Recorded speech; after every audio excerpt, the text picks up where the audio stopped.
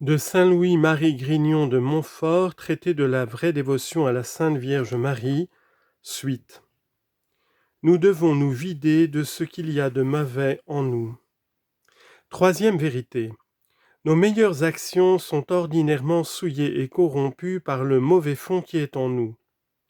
Quand on met de l'eau nette et claire dans un vaisseau qui sent mauvais, ou du vin dans une pipe dont le dedans est gâté par un autre vin qu'il y a eu dedans, l'eau claire et le bon vin en est gâté et en prend aisément la mauvaise odeur.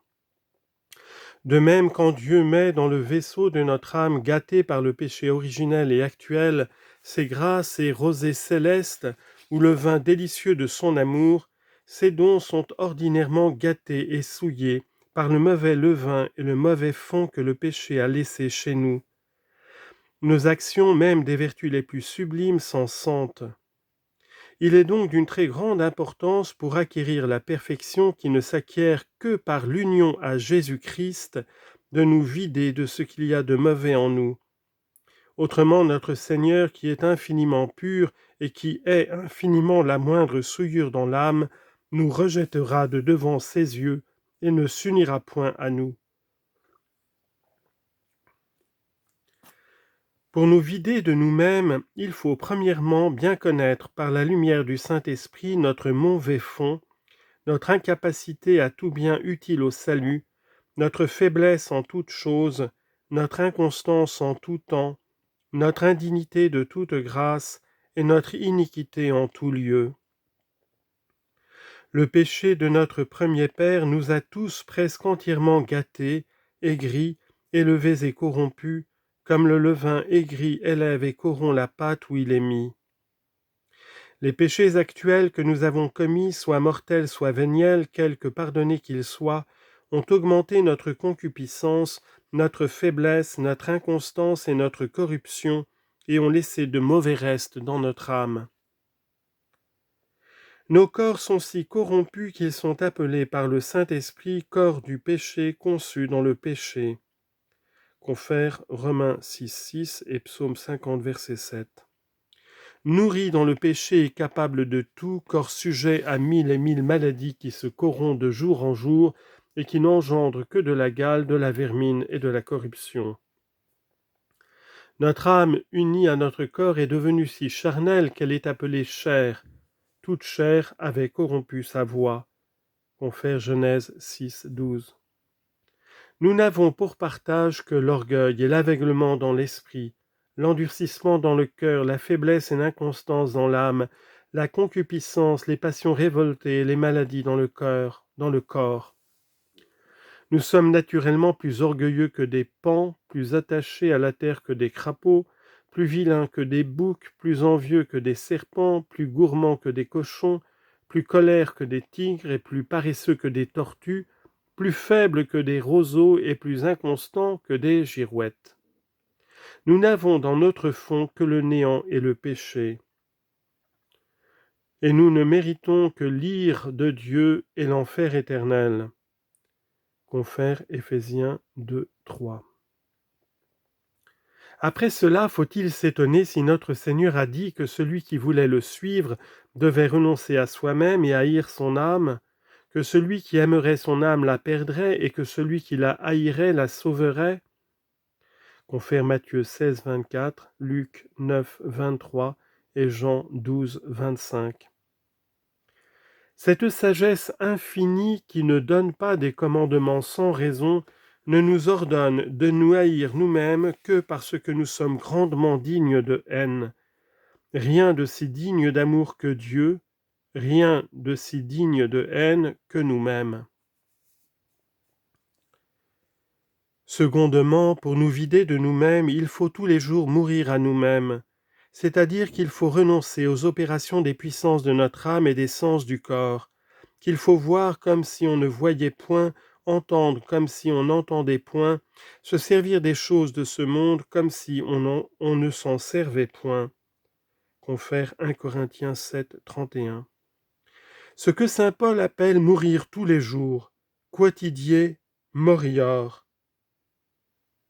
1 Corinthiens 15, 31.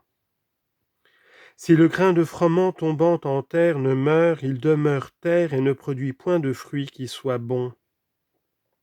Nisi granum frumenti cadens in terra mortum fuerit ipsum solum manet.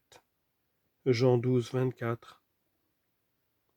Si nous ne mourons à nous-mêmes et si nos dévotions les plus saintes ne nous portent à cette mort nécessaire et féconde, nous ne porterons point de fruits qui vaillent, et nos dévotions nous deviendront inutiles, toutes nos justices seront souillées par notre amour-propre et notre propre volonté, ce qui fera que Dieu aura en abomination les plus grands sacrifices et les meilleures actions que nous puissions faire, et qu'à notre mort nous nous trouverons les mains vides de vertus et de mérites, et que nous n'aurons pas une étincelle du pur amour qui n'est communiquée qu'aux âmes mortes à elles-mêmes, dont la vie est cachée avec Jésus-Christ en Dieu. Colossiens 3, 3. Troisièmement, il faut choisir parmi toutes les dévotions à la très sainte Vierge celle qui nous porte le plus à cette mort à nous-mêmes, comme étant la meilleure et la plus sanctifiante, car il ne faut pas croire que tout ce qui reluit soit or, que tout ce qui est doux soit miel, et que tout ce qui est aisé à faire et pratiquer du plus grand nombre soit le plus sanctifiant. Comme il y a des secrets de nature pour faire en peu de temps, à peu de frais et avec facilité de certaines opérations naturelles, de même il y a des secrets dans l'ordre de la grâce pour faire en peu de temps, avec douceur et facilité, des opérations surnaturelles, se vider de soi-même, se remplir de Dieu et devenir parfait. La pratique que je veux découvrir est un de ces secrets de grâce inconnus du grand nombre des chrétiens, connus de peu de dévots et pratiqués et goûtés d'un bien plus petit nombre. Pour commencer à découvrir cette pratique, voici une quatrième vérité qui est une suite de la troisième. Nous avons besoin d'un médiateur auprès du médiateur même. Quatrième vérité. Il est plus parfait parce qu'il est plus humble de n'approcher pas de Dieu par nous-mêmes sans prendre un médiateur.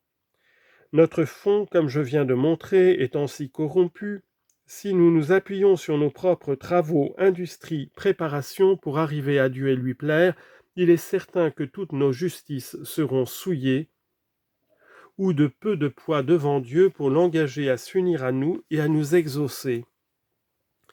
Car ce n'est pas sans raison que Dieu nous a donné des médiateurs auprès de sa majesté.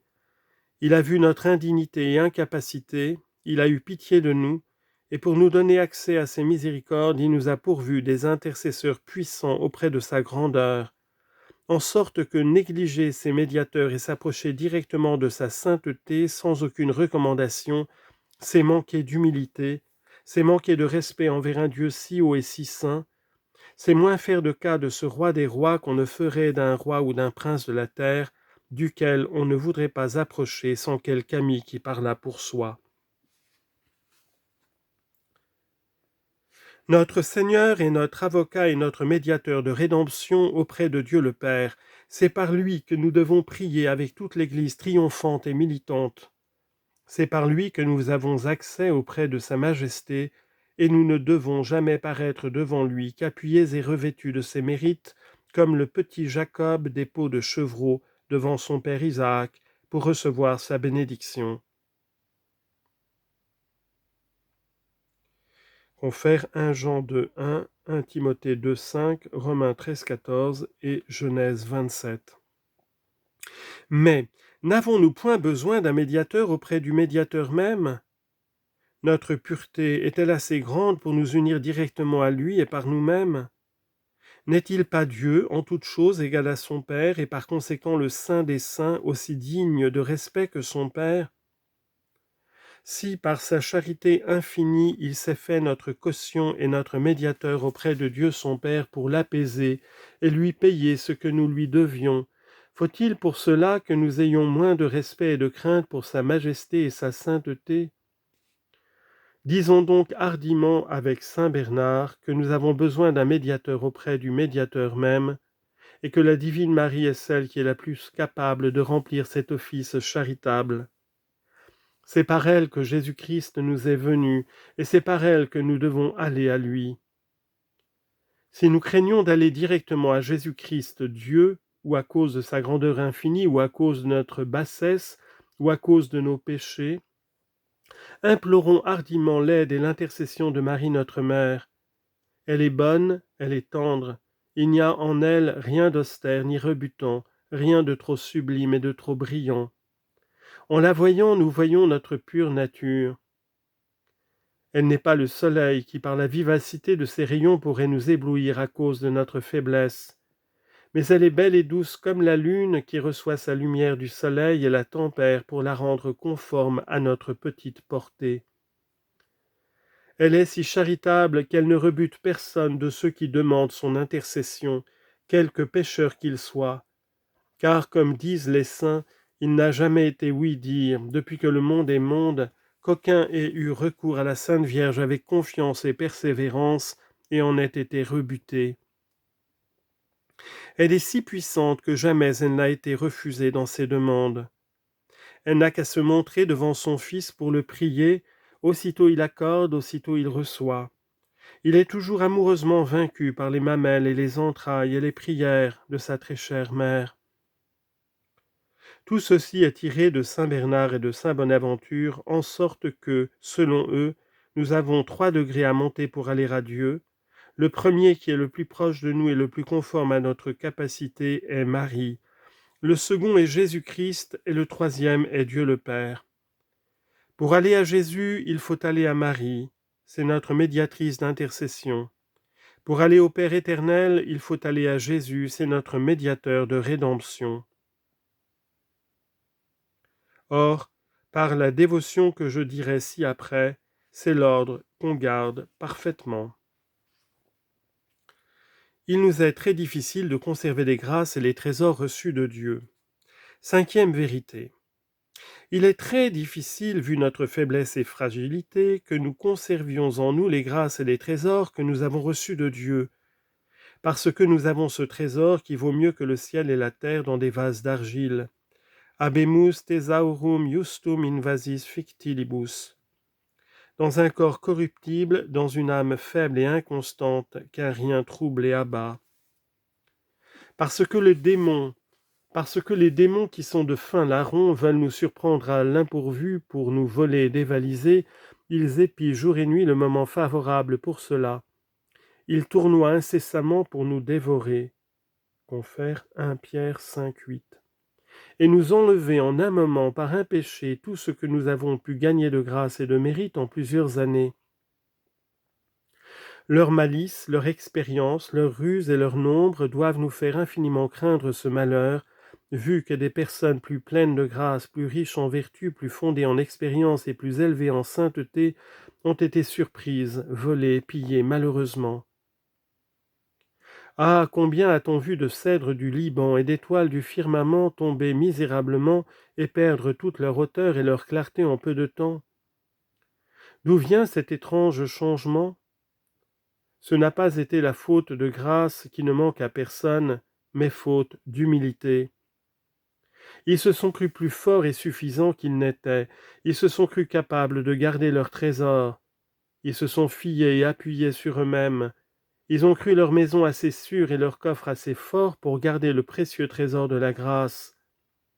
Et c'est à cause de cet appui imperceptible qu'ils avaient en eux-mêmes, quoique leur semblât qu'ils s'appuyaient uniquement sur la grâce de Dieu, que le Seigneur très juste a permis qu'ils ont été volés en les délaissant à eux-mêmes. Hélas, s'ils avaient connu la dévotion admirable que je montrerai dans la suite, ils auraient confié leur trésor à une Vierge puissante et fidèle, qui le leur aurait gardé comme son bien propre, et même s'en serait fait un devoir de justice. Il est difficile de persévérer dans la justice à cause de la corruption étrange du monde. Le monde est maintenant si corrompu qu'il est comme nécessaire que les cœurs religieux en soient souillés, sinon par sa boue, du moins par sa poussière. En sorte que c'est une espèce de miracle quand une personne demeure ferme au milieu de ce torrent impétueux, sans être entraînée, au milieu de cette mer orageuse, sans en être submergée ou pillée par les pirates et corsaires, au milieu de cet air empesté, sans en être endommagée. C'est la Vierge uniquement fidèle, dans laquelle le serpent n'a jamais eu de part, qui fait ce miracle à l'égard de ceux et celles qui l'aiment de la belle manière.